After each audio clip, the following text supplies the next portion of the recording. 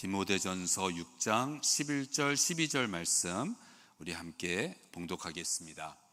오직 너 하나님의 사람아, 이것들을 피하고 의와 경건과 믿음과 사랑과 인내와 온유를 따르며 믿음의 선한 싸움을 싸우라. 영생을 취하라. 이를 위하여 내가 부르심을 받았고 많은 증인 앞에서 선한 증언을 하였도다. 아멘. 네, 모두 자리에 앉으시겠습니다.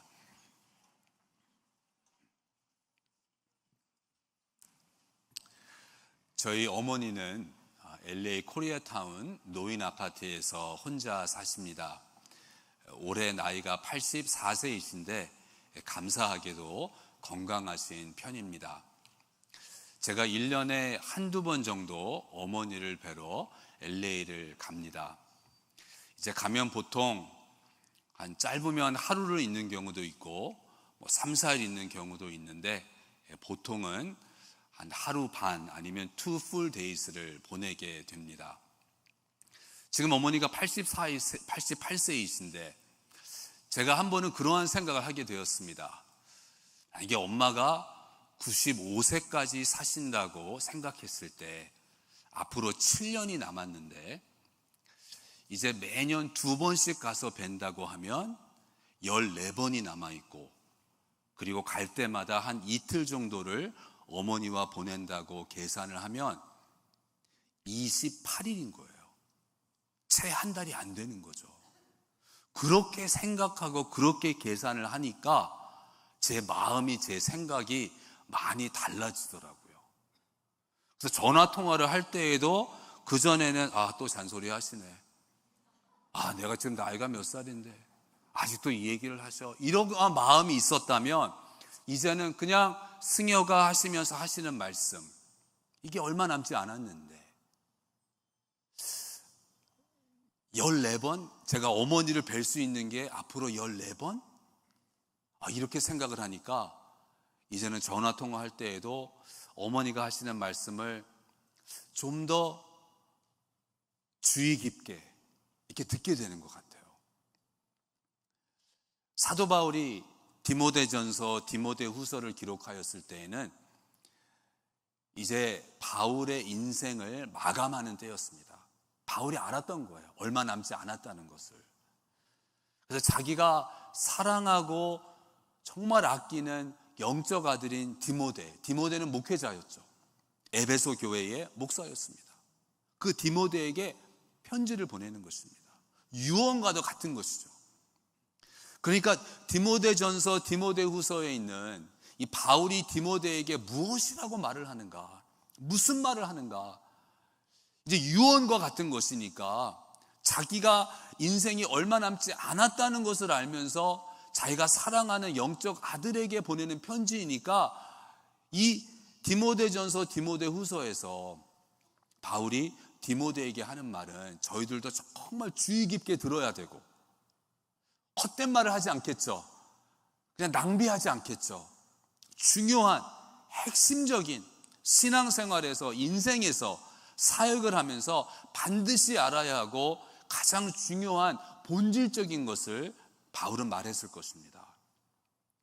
그러한 관점으로 오늘 본문을 생각할 때 바울은 디모데에게 2가지 아주 중요한 것을 말합니다. 그러니까 우리의 인생, 우리의 신앙생활, 우리의 사역에서도 이 2가지가 엄청나게 중요한 것입니다. 11절에서 바울은 디모데를 가리켜서 너 하나님의 사람아 이렇게 말합니다. 디모데는 하나님의 사람이라는 것입니다. 그것이 디모데의 정체이고 그것이 디모데의 신분이라는 거예요. 저희들은 이 세상을 살아가면서 많은 감투, 많은 타이틀, 많은 레이블을 가지게 됩니다. 세상에서는 저희를 향해서 이러이러한 사람이다, 이러한 타이틀, 저러한 위치 말합니다. 하지만 중요한 것은 하나님이 나에게 주신 타이틀이 무엇인가? 하나님이 나에게 주신 정체의 신분은 무엇인가? 그런데 바울이 디모데에게 하는 말은 너는 하나님의 사람이라는 것입니다. 선교지를 가게 되면 영적으로 확실히 더 민감해지게 되는 것 같아요. 선교지에 있으면 확실히 평상시보다 좀 더 생각을 많이 하게 되고 좀 더 깊게 생각하게 되는 것 같습니다. 이번 토고에서도 예배가 아니었습니다. 토고에 있으면서 내가 목사라는 것에 대해서 더 생각을 하게 되었어요. 저는 목사로서 하는 일이 많습니다. 이렇게 사람들 앞에서, 회중 앞에서 늘 말을 해요. 목사로서 설교를 해요. 하지만 그렇다고 해서 저의 정체성, 저의 신분은 연설가가 아닌 거죠. 저는 목사인 것이죠. 일단 우선은 목사인 것입니다. 자선 사업가가 아니라 목사인 것입니다. 한국에 그런 예능 프로그램이 있었잖아요. 나는 가수다. 누가 아니라 그러나? 근데 그 제목이 너무 재밌는 것 같아요. 나는 가수다. 이 가수라는 자부심을 가지고 가수의 그 프로페셔널리즘을 가지고 노래를 한다는 거죠. 참 그렇듯이 저와 여러분도 내가 누구인가? 나는 하나님의 사람이다.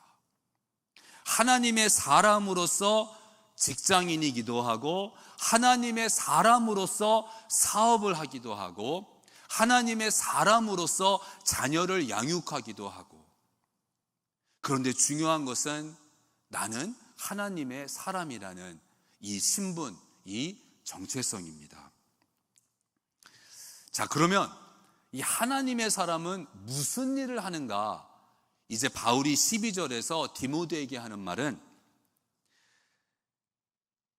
이 신앙의 싸움을, 선한 싸움을 싸우라 말합니다. 믿음의 선한 싸움을 싸우라. 하나님의 사람은 무엇을 하면서 살아가는 것인가? 믿음의 선한 싸움을 싸우는 것입니다. 그러니까 저희들은 하나님을 믿는 사람으로서 우리들의 삶 전체는, 우리들의 삶에서 일어나는 모든 일들은 바로 이 선한 싸움을 싸우는 과정이 되는 것입니다. 이 선한 싸움이 바로 우리의 인생, 우리의 신앙의 핵심이고 본질이라는 것입니다. 우리는 죄와 싸우고 내 자신과 싸우고 사탄과 싸우게 됩니다. 그것이 선한 싸움입니다. 그렇다면 왜 우리는 선한 싸움을 싸워야 될까요? 하나님의 사람은 왜 싸우는 것일까요? 선한 싸움의 목적과 이유는 무엇일까요? 바울이 그 이유를, 그 목적을 우리에게 말해줍니다. 디모데후서 4장 7절입니다. 나는 선한 싸움을 싸우고 나의 달려갈 길을 마치고 믿음을 지켰으니. 선한 싸움을 싸우면서 달려갈 길을 마쳤습니다. 믿음을 지켰습니다. 이렇게 고백합니다. 선한 싸움의 목적은 우리는 왜 싸우는가? 믿음을 지키기 위해서 하나님이 우리 각자에게 주신 그 믿음의 경주를 완주하기 위해서입니다. 그러니까 선한 싸움을 싸운다는 것은 바로 우리는 믿음을 지키고 하나님이 나에게 주신 이 믿음의 경주를 완주한다는 것입니다. 오래전에 미국 목회자들을 대상으로 조사를 하였는데요. 꽤 긴 기간을 두고 좀 많은 목회자들을 상대로 조사를 하였다고 합니다. 근데 그 결과가 무엇인가 하면 절반, 그러니까 목회를 시작했을 때보다, 목사로서 목회를 시작했을 때보다 이제 은퇴할 때, 목회자로서 은퇴할 때, 처음 시작했을 때보다 영적으로 또한 목회적으로 더 잘 돼서 마치는 목회자가 절반도 안 된다는 거예요. 절반 이상은 도중에 하차를 하거나 믿음의 경주를 떠나거나, 아니면 더 안타까운 것은 이 믿음의 경주를 마치기는 하는데 그 끝이, 결말이 처음보다 좋지 않다는 것입니다. 저희들이 주변에서 그러한 경우들을 보게 되죠. 중간에 포기하는 것도 보게 되고, 또 더 마음 아픈 것은 처음에는 참 좋았는데, 존경받는 목회자였는데 그 끝이 너무 안 좋아서 많은 사람들을 실족해 하는 그러한 경우를 보기도 합니다. 근데 이거는 목회자뿐만이 아니라 모든 신앙인들, 모든 그리스도인들에게 적용되는 것 같습니다. 나는 이 믿음의 경주를 어떻게 마칠 것인가? 믿음의 경주를 시작했을 때보다 저는 항상 좀 이러한 그 두려움이 있어요. 내가 목회자로서, 목사로서 잘 맞춰야 할 텐데, 처음 시작했을 때보다 더 좋아야 할 텐데, 그러한 마음이 있습니다. 여러분은 어떠신가요? 믿음의 경주를 시작했을 때보다 5년 전, 10년 전, 20년 전보다 지금 더 좋으신가요? 여러분은 믿음의 경주를 지금 잘 달리고 계시나요? 여러분은 도중에 포기하거나 도중 하차하지 아니하고 인내하면서 하나님이 여러분에게 주신 이 믿음의 경주를 지금도 달려가고 계시나요? 중간에 포기하거나 끝이 좋지 않은 그러한 삶이 아니라 바울의 고백과도 같이 이 믿음을 지키고 이 선한 싸움을 하면서 저와 여러분이 다 피니시 라인에 도착할 수 있기를 주님의 이름으로 축원합니다. 또 구약에 보면 다윗이 나옵니다. 우리 다윗의 인생은 정말 파란만장했죠. 좋은 일도 있었고 나쁜 일도 있었고, 정말 하나님을 사랑하고 하나님을 위해서 일을 하는가 하면 죄를 범하기도 하고, 그런데 이 다윗을 가리켜서 성경에서는 하나님의 마음에 합한 자라고 부릅니다. 이 다윗을 보니까요, 다윗도 이 믿음의 경주를 잘 마친 사람이에요. 끝이 좋았던 사람입니다. 중간에는 죄를 범하기도 하고 쓰러지기도 했지만 이 다윗의 그 결말, 다윗의 마지막을 보았더니 다윗도 역시 바울처럼 믿음의 경주를 완주한 사람이었습니다. 젊었을 때에는 여자를 되게 밝혔어요, 다윗이. 그래서 다른 남자의 아내인 밧세바를 범하면서 간음을 했습니다. 그런데 나중에 늙어서 나이 들은 다윗을 보니까요, 열왕기상 1장에 기록된 말씀을 보니까 이제 다윗이 나이가 들었습니다. 그래서 건강이 좋지가 않아요. 늘 추운 거예요. 그래서 다윗 왕을 사랑하는 신하들이 이 다윗을 위해서 미스 이스라엘 대회를 열어가지고 이스라엘에서 가장 예쁜 처녀를 구한 거예요. 그리고 가장 예쁜 이 처녀를 데려다가 다윗 왕에게 주는 거예요. 그런데 열왕기상 1장에 있는 말씀을 제가 읽겠습니다. 1장 1절에서 4절에 다윗 왕이 나이가 많아 늙으니 이불을 덮어도 따뜻하지 아니한지라. 그의 시종들이 왕께 아뢰되 우리 주 왕을 위하여 젊은 처녀 하나를 구하여 그로 왕을 받들어 모시게 하고 왕의 품어 누워 우리 주 왕으로 따뜻하시게 하리이다 하고, 이스라엘 사방 영토 내에 아리따운 처녀를 구하던 중 수넴 여자 아비삭을 얻어 왕께 데려왔으니 이 처녀는 심히 아름다워 그가 왕을 받들어 시중 들었으나 왕이 잠자리는 같이 하지 아니하였더라. 다윗이 변한 거예요. 이거 다윗이 자기가 한 게 아니에요. 이 신하들이 그렇게 해준 거예요. 못 이기는 척하면서 얼마든지, 그리고 이스라엘 전체에서 가장 예쁜 여자래잖아요. 얼마든지 취할 수가 있는 거죠. 그런데 잠자리는 같이 하지 아니하였더라. 다윗은 배운 거예요. 밧세바 사건으로. 이것을 보면서 다윗이 믿음의 경주를 잘 마쳤구나, 저희가 알 수가 있습니다. 이번 토고에서 이제 그 현지인 목회자들을 초청을 해서 이렇게 세미나를 하였습니다. 마지막 시간, 마지막 강의를 마치면서 제가 그 목사님들, 목회자들에게 이렇게 이야기를 했습니다. 하나님이 허락하신다면 토고에 또 오고 싶습니다. 하나님이 허락하신다면 여러분들을 다시 보고 여러분들과 또 이러한 시간을 갖고 싶습니다. 하지만 혹시라도 제가 여러분을 다시 볼 수 없다면, 이 세상에서 우리의 만남이 이것으로 끝나는 것이라면 우리 모두 그 믿음의 피니시 라인에서 우리 다시 만날 수 있기를 바랍니다. 이렇게 인사를 했습니다. 한국의 어느 선교사님, 먼 오지에 선교를 하는데 이제 휴가를 얻어서 집으로 왔습니다. 아버지가 나이가 많이 드셔서 이게 몸이 좋지가 않으세요. 그래서 이제 휴가를 마치고 다시 선교지로 떠나는 거예요. 선교사는 아는 거예요. 이게 마지막이라는 거. 더 이상 이 세상에서 아버지를 볼 수 없다는, 먼 선교지로 가는 것이기 때문에 아버지 임종을 볼 수 없는 것이고 아버지의 장례식에도 참석하지 못한다는 것을 선교사는 아는 것입니다. 아버지에게 인사를 하는 거예요. 아버지, 이 세상에서는 이게 마지막입니다. 그랬더니 그 아버지가 하시는 말씀이, 아들아, 하나님이 너에게 주신 믿음의 경주를 가라. 하나님이 너 보내신 그 선교지에 가서 하나님의 일을 하고 너와 나는 우리 천국에서 만나자. 천국에서 만났을 때 부끄럽지 않게 하나님이 각자에게 주신 믿음의 경주를 잘 달려가자. 이렇게 아들에게 아버지가 이야기를 했다고 합니다. 정말 감동적인 거죠. 여러분, 저와 여러분, 믿음의 경주를 완주하면서 저희들 그 피니시 라인에서 우리 주님이 저희들을 기다리고 계시고 그 피니시 라인에서 주님이 저희들을 환영해 주시는 줄로 믿습니다.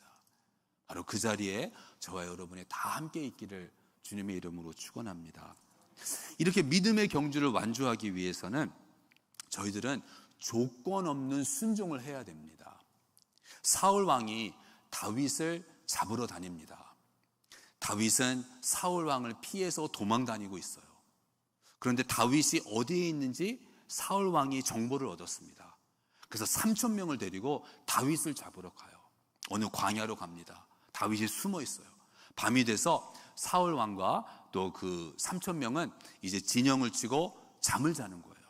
밤에 몰래 다윗이 가가지고 사울 왕 머리 옆에 있는 사울 왕의 창과 물병을 가지고 옵니다. 그리고 그 다음날 좀 거리를 두고 사울 왕에게 다윗이 말하는 거예요. 여기 당신의 창과 물병이 있습니다. 어젯밤 당신이 주무실 때 내가 당신한테 가서 이것을 몰래 가지고 왔습니다. 그러니까 뭔가요? 당신을 죽일 수 있었다는 거죠. 그러면서 다윗이 사울 왕에게 이러한 말을 합니다. 사무엘상 26장 19절에 만일 왕을 충동시켜 나를 해하려 하는 이가 여호와시면 여호와께서는 제물을 받으시기를 원하나이다. 이 다윗이 하는 말이 뭔가요? 사울 왕이 나를 핍박하고 사울 왕의 손에 내가 죽는 것이 하나님의 뜻이라면 하나님을 찬양하겠습니다. 하나님께 제사를 드리겠습니다. 그것이 하나님의 뜻이라면 내가 죽는 것이, 내가 사울 왕의 핍박을 받으면서 사울 왕으로 인해서 죽는 것이 하나님의 뜻이라면 받아들이겠습니다. 하나님을 찬양하겠습니다. 다윗은 그러한 마음이었던 거예요. 조건을 붙이지 않는 순종이었던 거죠. 죽지만 않는다면 이런 게 아니었던 거예요. 죽는다 할지라도 하나님의 뜻이라면 굴복합니다.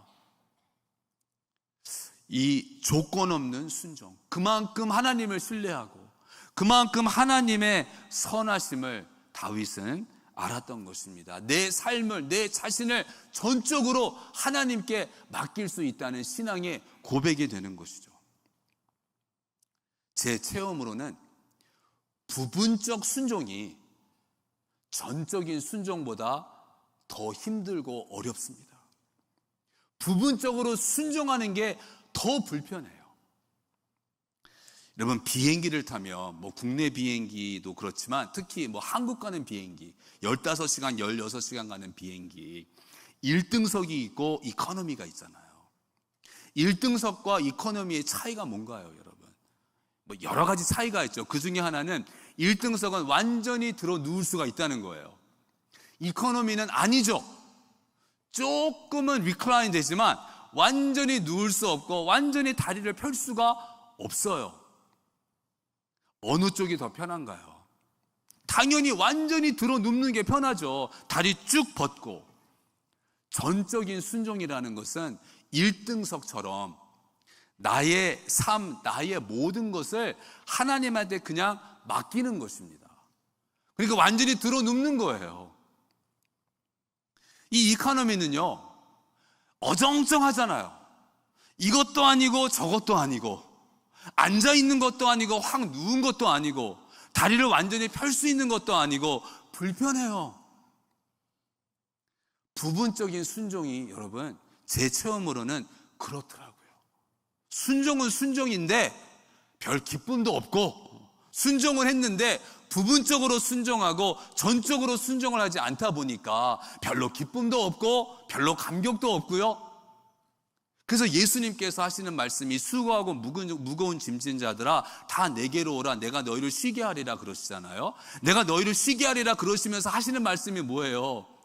나의 멍에를 메라 그러시는 거예요. 아니 쉬라며, 쉬게 해주신다면서 왜 멍에를 주시는 거예요? 멍에를 메는 것이, 주님의 짐을 지는 것이, 그것이 진정한 안식, 쉼이 된다는 것입니다. 그게 무조건적인 순종인 거예요. 여러분 밤에 주무실 때 침대에 주무시잖아요. 침대에 주무실 때 어떻게 주무세요? 내가 이 침대를 믿을 수가 없어. 내가 이 침대 불안해. 내 몸을 전적으로 맡길 수 없어. 그러니까 오른발은 들고 오른팔 들고 이렇게 주무시나요? 아니잖아요. 이 침대에게 나의 몸 전체 100%를 맡기는 거잖아요. 그렇죠? 조건 없는 순종은 바로 그런 거예요. 하나님의 선하심을 알기 때문에 그 하나님의 선하심에 나의 모두를 그냥 맡길 수가 있는 것입니다.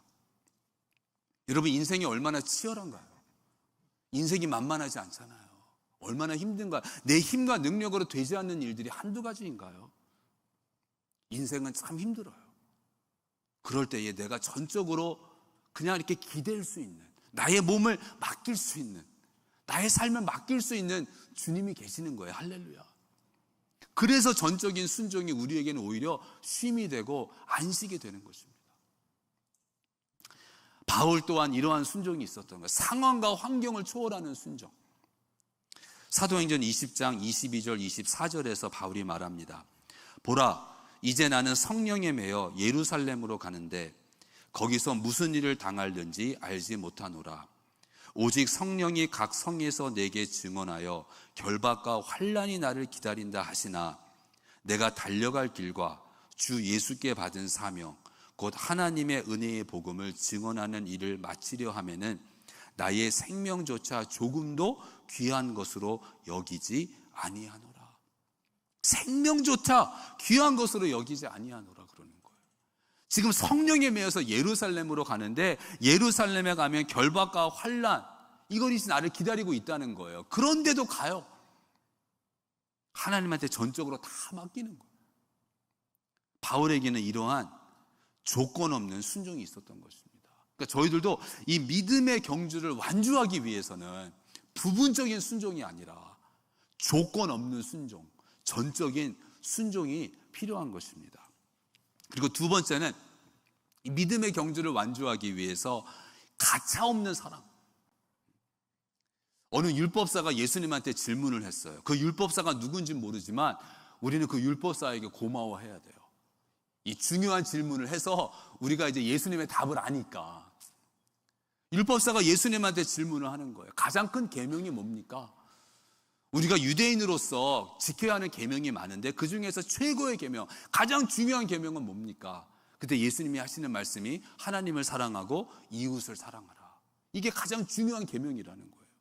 사랑이라는 것입니다. 그러니까 이 믿음의 경주를 완주하려면 이 사랑이 없이는 불가능해요. 먼저 하나님을 사랑하는 거죠. 다윗이 사울 왕에게 계속 이제 말을 합니다. 사무엘상 26장 20절에 그런즉 청하건대 여호와 앞에서 먼 이곳에서 이제 나의 피가 땅에 흐르지 말게 하옵소서. 죽는 것까지 괜찮은데 여호와 앞에서 먼 이곳에서는 아닙니다. 하나님으로부터 멀어지기 싫습니다. 이게 다윗의 고백인 거예요. 하나님을 사랑하니까. 여러분 누군가를 사랑하면 그 사람과 항상 함께 있고 싶은 거잖아요. 그래서 다윗은 하나님을 사랑하니까 하나님으로부터 멀어지지 않게 해주세요. 이게 다윗의 간절한 기도였던 것입니다. 또 시편 73편을 기록한 시편 기자 아삽도 비슷한 고백을 해요. 시편 73편 25절에 하늘에서는 주 외에 누가 내게 있으리요 땅에서는 주 밖에 내가 사모할 이 없나이다. 하늘에도 주님이신 것이고, 하늘이 왜 좋은가? 주님이 계시니까. 또 이 세상에 살면서도 나는 주님을 가장 사모합니다. 이게 아삽의 고백이었던 거예요. 그러니까 우리도 이러한 사랑을 할 때, 주님을 이렇게 사랑할 때, 그 사랑의 힘으로 우리는 믿음의 경주를 완주할 수 있습니다. 또한 이웃, 사람을 사랑하는 거죠. 모세에게는 이러한 사랑이 있었습니다. 모세는 하나님을 사랑할 뿐 아니라 하나님의 백성 이스라엘을 사랑했어요. 금송아지 사건으로 하나님이 노하셨어요. 모세에게 말씀을 하세요. 더 이상 이 백성과 함께하지 않겠다. 그때 모세가 하나님한테 간절히 기도를 합니다. 이렇게 기도를 합니다. 출애굽기 32장 32절에 그러나 이제 그들의 죄를 사하시옵소서. 그렇지 아니하시오면 원하건대 주께서 기록하신 책에서 내 이름을 지워버려 주옵소서. 얼마나 이스라엘 백성을 사랑하는지. 하나님, 이스라엘 백성을 용서해 주세요. 구원해 주세요. 차라리 저를 저주해 주세요. 제가 저주를 받는다 할지라도 이스라엘 백성이 하나님의 용서를 받을 수 있다면 그렇게 해주세요. 이게 모세의 마음이었던 거예요. 얼마나 이스라엘 백성을 사랑하는지요. 바울도 마찬가지였습니다. 바울은 이방인의 사도라고 불리우면서도 바울 자신은 유대인이죠. 그러니까 자기의 동족 유대인을 사랑했어요. 이스라엘 백성을 사랑했어요. 어느 정도로 사랑했는가? 로마서 9장 2절과 3절입니다. 나에게 큰 근심이 있는 것과 마음에 그치지 않는 고통이 있는 것을 내 양심이 성령 안에서 나와 더불어 증언하노니 나의 형제 곧 고륙의 친척을 위하여 내 자신이 저주를 받아 그리스도에게서 끊어질지라도 원하는 바로라. 모세의 기도와 같이 바울은 주님, 제가 저주를 받고 제가 그리스도에서부터 끊어짐으로써 이스라엘의 구원을 받을 수 있다면 그렇게 해주세요. 이게 바울의 기도였던 거예요. 정말 하나님의 백성을 사랑하는 거죠. 저희들도 이렇게 하나님을 사랑할 뿐만이 아니라 사람을 사랑할 때, 오늘 정신 나간 목사가 그런 말을 했다고 해요. 사람들만 아니면 목회할 만하다. 근데 하나님을 사랑한다는 것은 또한 사람을 사랑한다는 것이죠. 근데 사랑에는 힘이 있어요. 사랑을 하면 못할 것 같았던 일도 하게 돼요. 그쵸, 여러분? 그 사랑의 힘으로. 이번에 토고에 갔을 때 이제 어느 마을을 갔습니다. 선교사님이 이제 세우신 학교가 그 마을에 있는 거예요. 그래서 그 학교에 가가지고 그 학생, 어린이들에게 이제 음식 배급을 해주고 또 그 동네에 사는 분들을 위해서 이렇게 약품도 나눠주고 그랬습니다. 근데 이제 거기 동네 아주머니들이 계실 거 아니에요. 근데 제가 이번에 토고를 갔을 때 참 얻은 것 중에 참 귀한 것이 뭐냐 하면 이 사람 사랑하는 이 마음이 좀 회복된 것 같아요. 이 토고 사람들을 보면서 막 마음이 가고 그 사랑하는 마음, 그러한 마음이 있었어요. 그래서 그 동네 그 마을에 가서도 그분들을 이렇게 보면서 그분들이 너무 사랑스러운 거예요. 아이들뿐만이 아니라 어른들도. 그래서 그 동네 아주머니들이랑 제가 뭐를 했어요. 뭐를 했는지 영상으로 보여드릴 거예요. 여러분한테만 보여드리는 영상이에요. 막 감동받아가지고 유튜브에 올리고 그러시면 안 돼요. 네. 제가 동네 그 토고 마을 아주머니들이랑 뭐를 했는지 보시겠습니다.